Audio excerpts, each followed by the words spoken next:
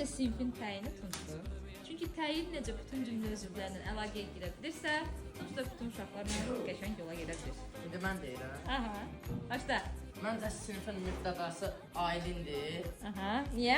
Çünki bir də Fatimə ilə yola gedə bilir, bir də Almaz Xatirə ilə xəbərlə də təyinlə də Aa, əla. Qəşəng. Aylin sən oturursan. Məncə Aha. Aha.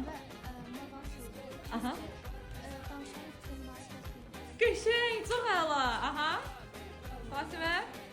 Məncə bu sinfin xəbəri xatirədir.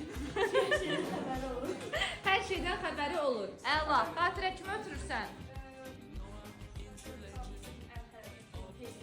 Feildir. Feil kimi hərəkətdir. Əla. Turana ötürdük. Turan. Ədatı. Kim?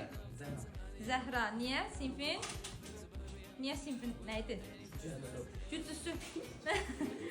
Aha, Zəhraya ötürək. Məncə sinifin nidası Ramilədir. Çünki nida həm də müsbət duyğuları verir, yaxşı şeyləri ifadə edir. Mən də enerji sağlayıram. Qəşəng, əla. Ramiləyə ötürürük. Ramilə.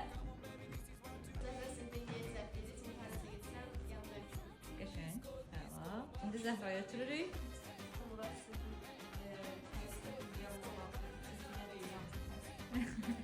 Əla. İndi Murada keçək. Murad. Gedək.